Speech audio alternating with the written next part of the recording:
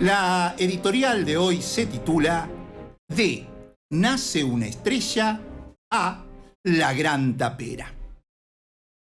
Se llama de unidad, pero no contempló a todos los sectores. Dijo, criticando la lista encabezada por Ariel Rauschenberger, el candidato a diputado nacional, Leonardo Fabio Avendaño, en junio del año 2017, antes de las elecciones primarias que definirían al postulante a legislador nacional del peronismo para las elecciones de octubre de aquel año. El espíritu de esa frase es el que ha venido exponiendo en los últimos, frenéticos, 10 días el intendente de Santa Rosa, Luciano Di Napoli, para justificar su ruptura con el oficialismo dentro del Partido Justicialista. Lo que diferencia la intentona de uno con la que representa el otro es que, mientras Avendaño rompía desde un lugar de identificación, decía él, con el proyecto nacional de Néstor y Cristina, Di Napoli, pese a que esa misma identificación fue la que lo catapultó como la nueva estrella del firmamento peronista, porque gracias a ella se impuso en la histórica interna de febrero de 2019, muestra, sin ponerse colorado, y hasta con goce, su distanciamiento del kirchnerismo. Empresarios prebendarios, políticos corruptos, periodistas ensobrados, los sindigarcas o los profesionales funcionales a este conjunto de hijos de puta que cagaron el país. Así, sin el menor decoro y con la agresividad oral que lo caracteriza, el presidente Javier Milei bramó en la Expo EFI, un encuentro del sector financiero bancario que convocó a más de 1.200 empresarios, economistas y dirigentes de empresas. E inmediatamente surge la pregunta: ¿la burguesía nacional argentina se banca ser insultada de esa manera por una cuestión ideológica? ¿O porque está embarcada en un culto a la batalla cultural? ¿O será que ven en lo extremo a la última chance de que se cumplan sus viejos anhelos? Puede ser una mezcla de las tres, pero seguro que se dejan vituperar de semejante forma porque los denigra, sí, pero a la vez Milei les está cumpliendo sus dos obsesiones: un Estado chico que no moleste ni controle al sector privado y una batería de leyes desreguladoras que les bajen los costos laborales e impositivos y sean sustentables. Nunca nadie fue tan a fondo sin importarle nada, incluso sin importarle su supervivencia política, para hacer lo que queremos. Celebran mientras aplaudían como foca los empresarios. Ahora, semejante sumisión ante el maltrato revela que creen que el insulto es un precio barato a pagar para conseguir el objetivo final. Pero lo grave es que, a estas alturas, el mundo empresarial argentino está padeciendo el síndrome de Estocolmo. Escucha, la Cámara de Comercio junto a los supermercadistas, encabezado por los Brown de la Anónima, dicen que hay que ser pacientes ante la incontenible caída de las ventas. La Cámara de la Construcción asegura que el abandono del estado de rutas, puentes y obras de energía ponen en riesgo la seguridad de la población. Tienen a 1.400 constructoras al borde de la quiebra y hasta Benito Rollo ha entrado en default. Pero la Cámara de la Construcción apoya al gobierno y hace la vista gorda ante los exabruptos de Milei. En la misma sintonía están los industriales, que en su día hasta se bancaron que Milei los llamara prebendarios y que son menos que el campo. Pero los industriales elogian el cambio macro del gobierno. Y lo temerario es que hacen de focas de Milei al jactarse de asumir las restricciones, con la presupuestaria al frente, pretendiendo demostrar que las anteriores experiencias ortodoxas fracasaron porque no fueron lo suficientemente a fondo, regodeándose y presentando como un éxito al completo fracaso de seguir endeudándose para sostener el modelo de dólar barato y contención salarial. Es comprensible que el común de la gente se sienta relativamente tranquila e incluso esperanzada de que todo marcha bien al mantenerse el precio del dólar y que el número de la inflación no se dispare más. Puede preverse, además, que gracias a los miles de millones de dólares de deuda nueva, las apariencias se puedan seguir sosteniendo por un tiempo. Pero es sorprendente que sean los empresarios los que actúen como si la economía no siguiese en rumbo de colisión mientras sigue consumiendo dólares prestados, es decir, dólares que no genera. Y que ni siquiera a esos empresarios les llame la atención que a pesar de todas las facilidades y perdones del RIGI, las grandes inversiones para la explotación de recursos naturales sigan sin aparecer. Es más, hasta se retiró la inversión de Petronas en gas natural licuado, ¿te acordás? Esa inversión que se enquilombó cuando Milei la cambió de destino, de Bahía Blanca a Punta Colorada en Río Negro, solamente para perjudicarlo a Kicillof. Pero además, ni siquiera se están concretando las inversiones en los grandes yacimientos de cobre, que dicen son los más importantes del mundo. El Círculo Rojo debería conocer la historia y saber que esta vez no hay nada de distinto a las experiencias recientes, ni siquiera en sus autores intelectuales y ejecutores, como los Sturzenegger y los Caputo. Sin embargo, se dejan que Milei los sume a la lista de enemigos del país, y ellos se ríen, aplauden y asientan, como dando a entender que está en lo cierto.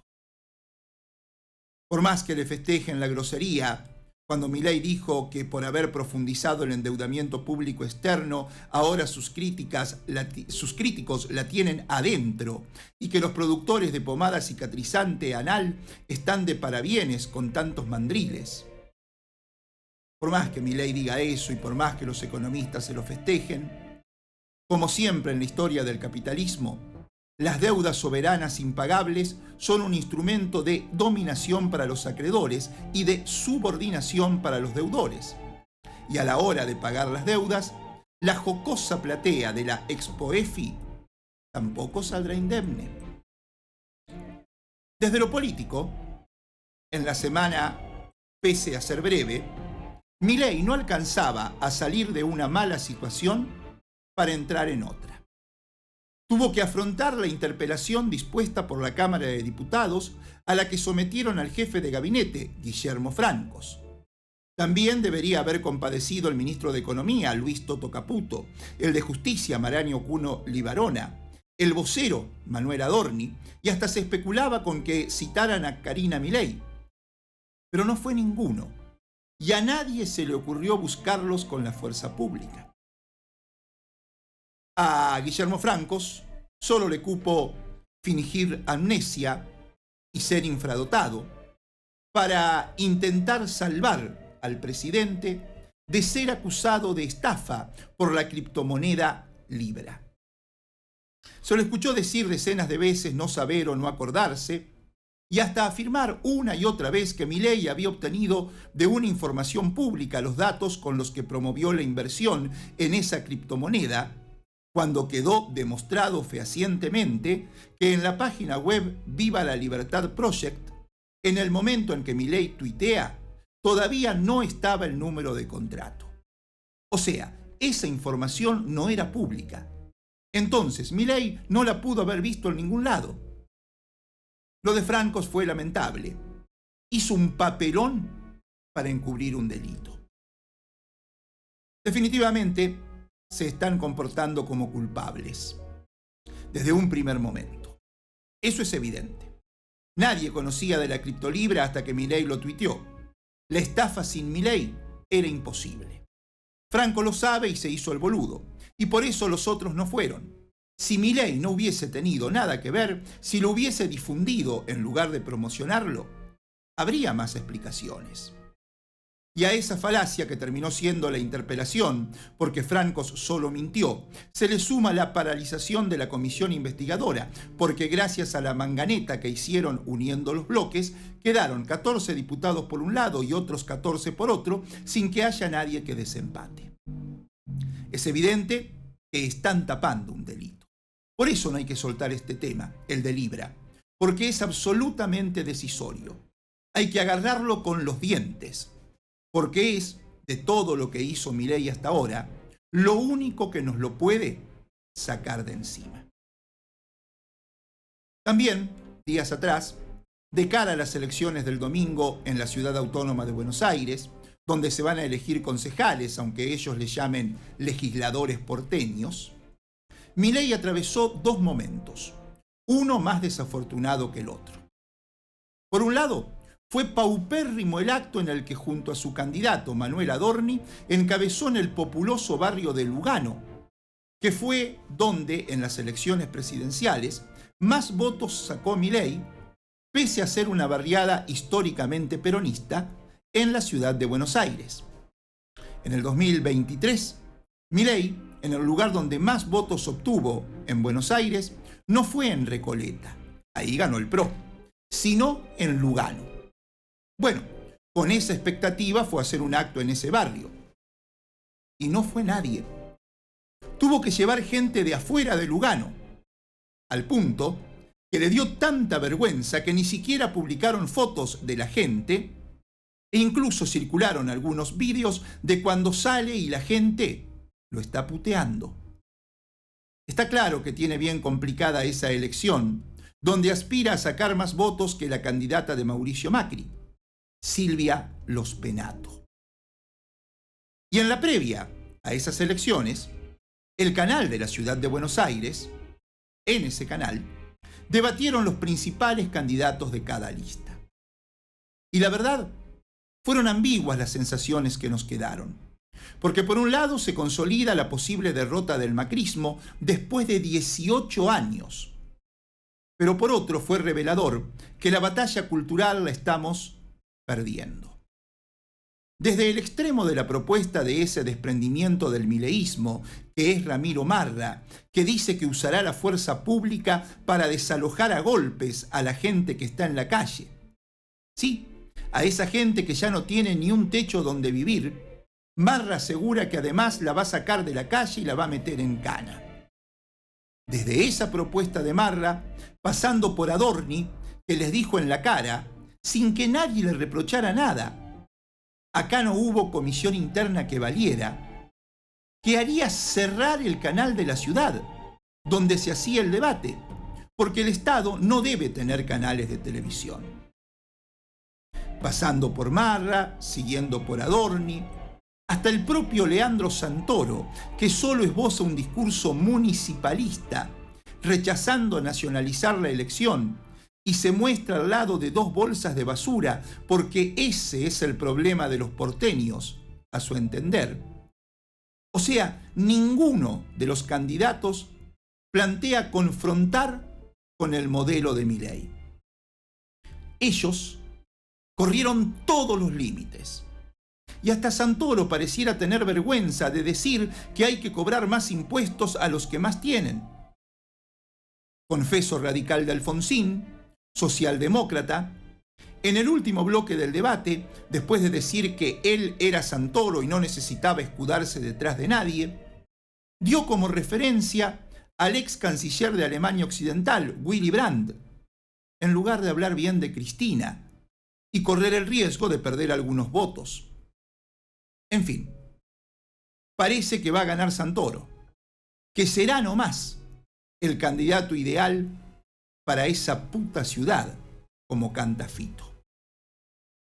Mientras tanto, en el campamento peronista, la interna, a la mayoría, la tiene hundida en la confusión.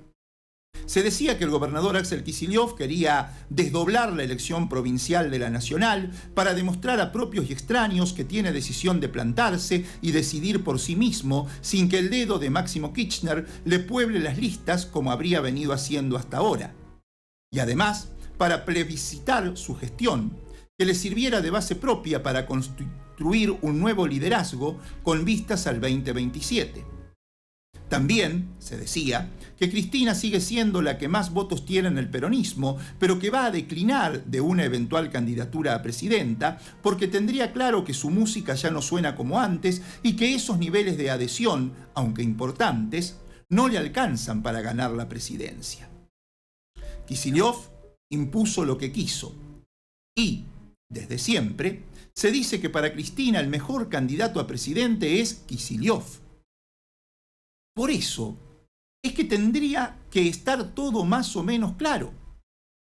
Entonces, si no difieren en el modelo de economía o sociedad que el peronismo tiene en su cabeza, si por ejemplo Kicillof no propone una economía diferente a la de la Cámpora, ¿qué hace el Cuervo Larroque asegurando que discuten al círculo íntimo, a la bandita de Máximo, obligándolo al sector del hijo de la expresidenta a acusarlo de buscar romper el peronismo y a pedirle a Kicillof que ordene a su ministro? Confusión que deviene en bronca. Son llamativos, o no tanto, vamos, los ingentes esfuerzos de determinados periodistas intentando instalar que, en la inesperada e incongruente interna por la conducción partidaria del peronismo en La Pampa, Di Napoli es lo que Kicillof en los desencuentros con Cristina en provincia de Buenos Aires. Y nada que ver. Incluso ni siquiera se puede argumentar que Luciano reaccionó pateando el tablero por las mismas razones que Tapera Avendaño tuvo en 2017 para plantear su interna.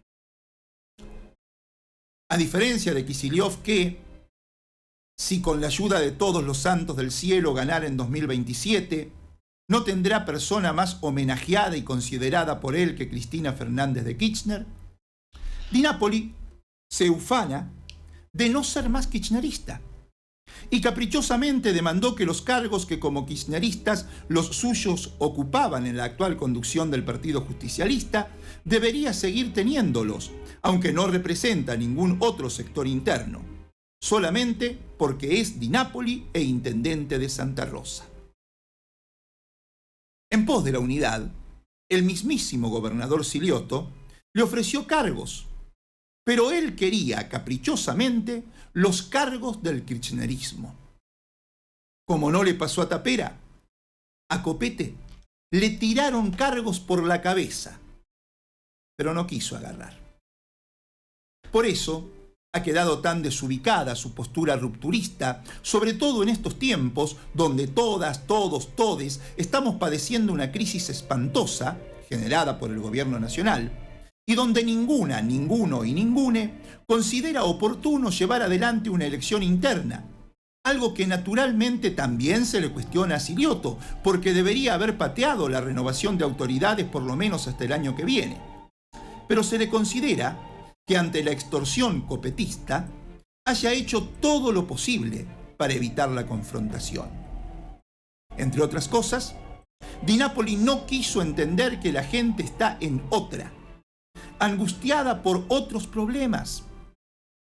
Todavía no hacen 20 días de las elecciones que se celebraron en Santa Fe y la participación fue del 55,6%, un poquitito más de la mitad de los que estaban habilitados a votar, la más baja desde el regreso de la democracia. Lo mismo se teme que ocurra en las elecciones de la ciudad de Buenos Aires. Y son todas elecciones obligatorias. Realmente, ¿no ve Di Napoli que la gente rechaza que haya una elección más en tiempos tan aciagos?